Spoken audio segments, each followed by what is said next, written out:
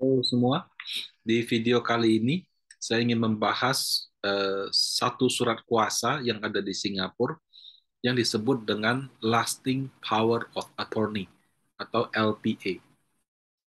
Nah, tentang LPA ini kita bisa bayangkan siklus hidup manusia ya, dari lahir, jadi anak kecil, dewasa, tua, meninggal. Nah, yang jadi concern atau pertanyaan, bagaimana kalau sebelum meninggal kapasitas mental seseorang sudah tidak mampu merawat diri sendiri lagi, atau bahkan lebih parahnya koma. Bagaimana dengan harta-harta kita? Siapa yang akan mengurusin kita? Nanti bagaimana untuk pembayaran dan sebagainya. Untuk itulah dokumen LPA ini ada di Singapura. Untuk lebih lengkapnya sebagai berikut. Nah, jadi memang ironis ya. Saya lihat terutama di kota-kota besar ya. Sekarang mungkin juga kota-kota kecil ya. Banyak anak itu kadang-kadang tidak menjamin kalau orang tuanya yang sudah dewasa, pada saat orang tuanya sudah menua di usia tua, itu ada yang mau merawat. Ada yang mungkin karena terpisah oleh jarak, ya. Ada yang mungkin karena kesibukan pekerjaan, ya. Dan pada banyak kasus mungkin anaknya mau, tapi suami atau istri dari anaknya itu tidak mau. Karena hubungan antar mertua sama menantu itu kan tidak semuanya selalu positif gitu. Jadi itu menjadi satu tantangan tersendiri.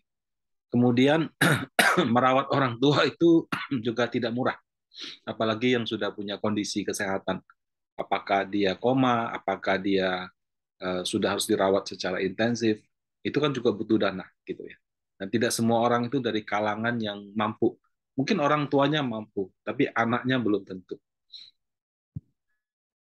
Nah, masalah menjadi kompleks ketika kondisi mental orang tuanya sudah menurun. Menurun itu tidak berarti harus koma ya.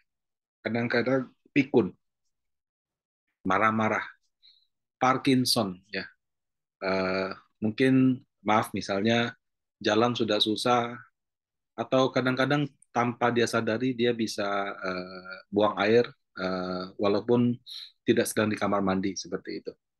Nah, pada kondisi-kondisi seperti itu terus terang memang kebaktian anak terhadap orang tua itu yang benar-benar teruji. Eh, Kadang-kadang ya bukannya nangisnya paling keras ya waktu orang tuanya meninggal ya, tapi pada saat orangnya sudah tua, bagaimana sebagai anak itu menjalankan kebaktiannya. Ya memang kompleks sih. Kalau orang sudah pikun, sudah marah-marah, kadang-kadang yang jaga juga merasa kok saya dimarahin terus gitu, kok kayaknya nggak mau terus gitu. Padahal dia sudah ini. Ya memang saya bilang kesabaran, kebaktian terhadap orang tua itu memang benar-benar diuji ketika dalam kondisi seperti ini. Nah, kemudian kalau kita berbicara LPA, ya, terus fungsinya LPA untuk apa? Apakah LPA ini sama dengan wasiat? Bukan, Bapak Ibu. Wasiat itu untuk meninggalkan warisan. Berarti orangnya sudah meninggal. LPA juga beda dengan hibah, ya. Sebab hibah itu dikasih waktu orangnya masih hidup dan most likely orangnya juga masih sehat. Nah, eh, yang membedakan LPA dengan hibah dan wasiat itu adalah pertama, waktu orang yang masih hidup, dia memberikan kuasa ya kepada seseorang untuk bertindak atas nama dia, act on his behalf, his or her behalf, ketika yang bersangkutan kehilangan kapasitas mentalnya. Jadi misalkan dia sudah tidak mampu mengambil keputusan dengan baik, apakah dia pikun, apakah dia sudah apa mungkin lupa, kemudian mungkin dia maaf misalnya sudah agak-agak mentalnya sudah agak nggak sehat gitu kan. Nah, atau ya dalam kondisi koma gitu, tapi masih hidup. Nah, jadi ini adalah surat kuasa yang baru aktif ketika seseorang itu secara mental dinyatakan sudah tidak mampu untuk merawat diri sendiri. Nah, yang menerima kuasa itu disebut done, yang memberi kuasa disebut dengan donor. Donenya itu bisa lebih dari satu pihak. Karena kalau di Singapura LPA itu dibagi jadi kurang lebih 3 macam. Satu yang mengurusi personal welfare. Ya. Jadi orang itu ketika dikasih kuasa, donenya dikasih kuasa, dia mungkin dirinya sendiri, mungkin juga dia bisa hire suster, hire pembantu, ya, untuk mengurus semuanya, mulai dari makan minum, baju, tempat tinggal, buka surat atas dia. Kalau nanti di rumah sakit bisa mengambil keputusan medis atas nama dia, ini harus diapakan. Karena kalau ke rumah sakit ya memang harus berdua sih kalau dari pengalaman selama ini ya. Kan pasti satu disuruh tungguin. Kalau misalnya orangnya bisa ambil keputusan sendiri, oke. Okay. Tapi terkadang kan dokternya keluar tanya, oke, okay, sekarang kondisinya begini, mau bagaimana, mau bagaimana. Kalau orang yang itu sadar, kalau dia tidak sadar, ya, kadang-kadang banyak keputusan medis itu harus diambil oleh satu pihak, terutama ketika di rumah sakit. Nah, kemudian LPA itu juga ada yang macam kedua, yaitu mengurusi dia punya properti dan wealth affair ya. Jadi properti itu lebih ke dia punya saham, dia punya reksadana, dia punya obligasi gitu ya.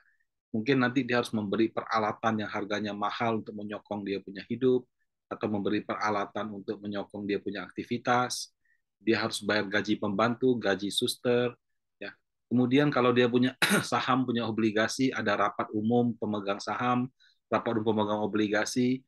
Nah, itu si donenya bisa mewakili yang si donor itu. Nah, yang jenis ketiga yaitu dua-duanya. Jadi mengurusi dia punya personal dan juga mengurusi dia punya properti.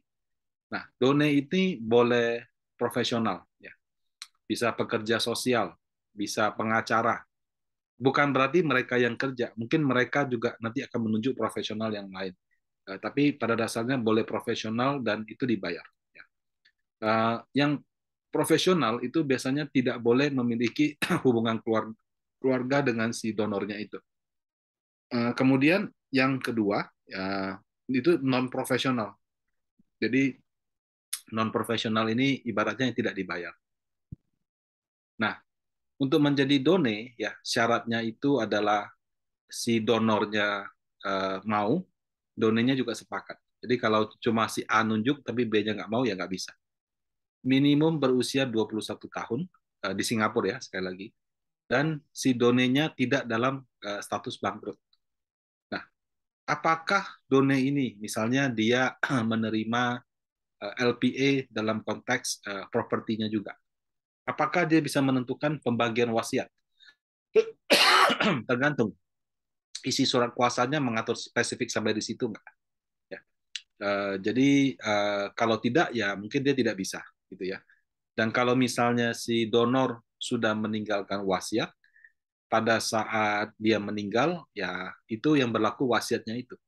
Ya, jadi harus spesifik apakah pada saat dikasih surat kuasa dia boleh membuat wasiat.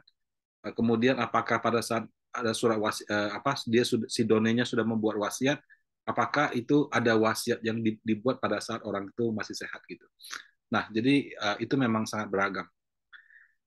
Nah, pada saat si donor membuat LPA ini, dia harus dalam kondisi yang sehat secara mental. Nah, sehat secara mental itu harus dibuktikan. Jadi bisa ke dokter yang berlisensi di Singapura atau melalui pengacaranya. Jadi pengacaranya biasanya akan mengakses dia punya kesehatan mental, mungkin dengan bertanya terus-menerus untuk melihat orangnya masih konsisten apa enggak. Jadi mungkin tidak satu kali tanya, 2 kali datang, 3 kali datang, menanyakan ulang, apakah ada yang berubah.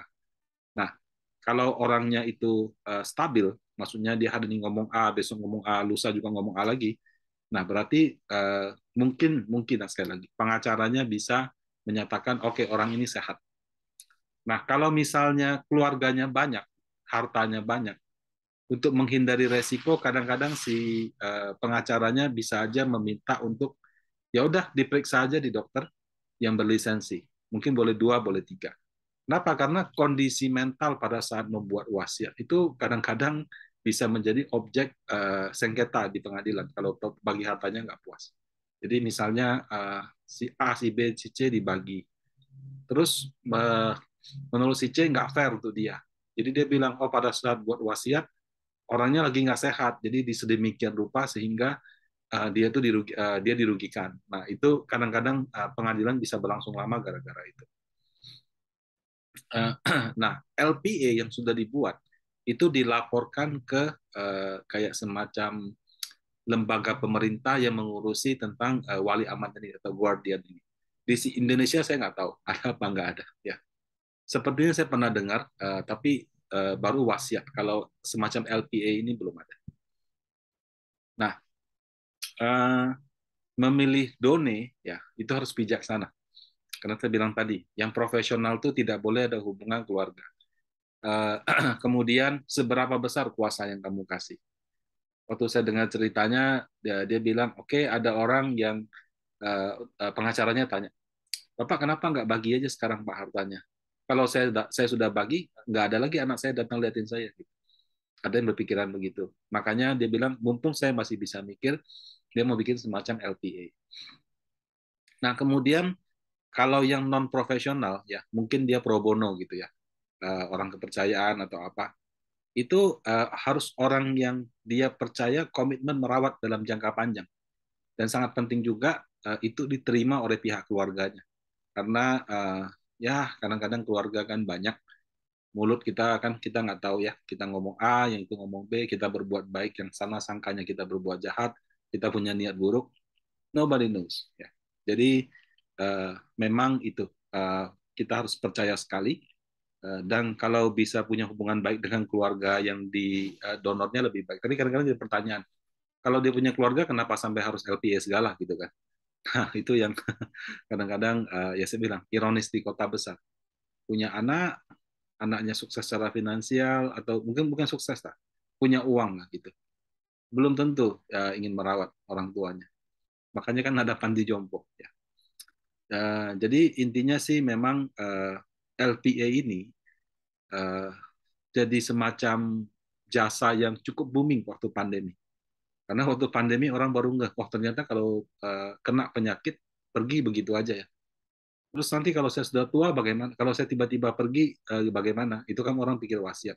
Atau saya kena tapi nggak mati-mati gitu. Nanti anak saya bagaimana? Istri saya bagaimana? Suami saya bagaimana? Nah jadi orang mulai melakukan perencanaan seperti itu. Nah di Indonesia sekali lagi belum ada. Ya kalau hubungan keluarga baik, anak orang tua menantu sama mertua itu baik, ya mungkin tidak harus ada LPA seperti ini.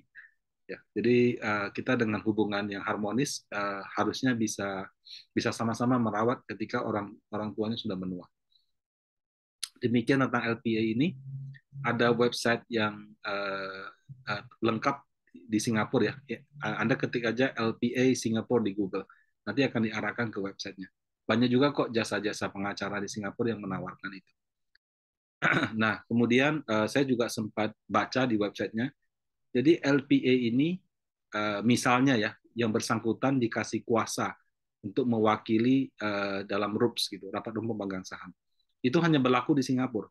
Walaupun orang yang membuat LPA itu boleh orang asing, boleh orang lokal. Nah, kalau misalnya dia punya aset di Indonesia, itu harus LPA-nya di Indonesia, karena LPA di Singapura tidak diakui.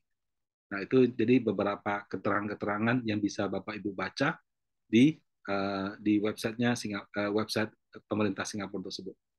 Demikian dari saya, semoga bermanfaat. Terima kasih.